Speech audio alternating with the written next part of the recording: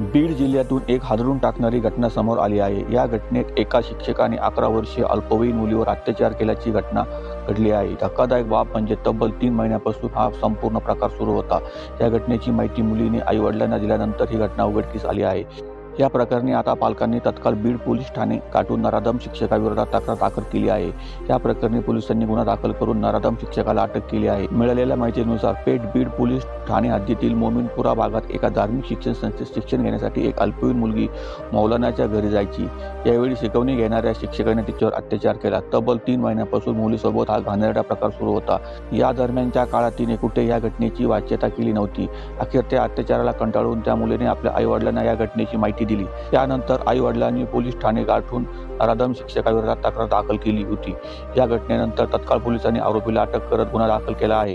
पोलिसांनी दिलेल्या माहितीनुसार पीडित मुलीवर लैंगिक अत्याचार तिच्या उर्दूच्या शिक्षकाने केला आहे। त्यानंतर मौलानाला अटक केली आहे। फिर्यादी आणि तिच्या आईला पोलीस स्टेशनमध्ये बोलवले तसेच शांतता समितीचे सदस्य बोलून व्हिडिओ रेकॉर्डिंग करत जबाब नोंदवला आहे।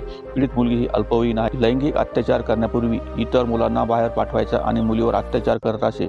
मुलीची वैद्यकीय तपासणी केली असून आरोपीस अटक केली आहे अशी माहिती पोलिसांनी दिली।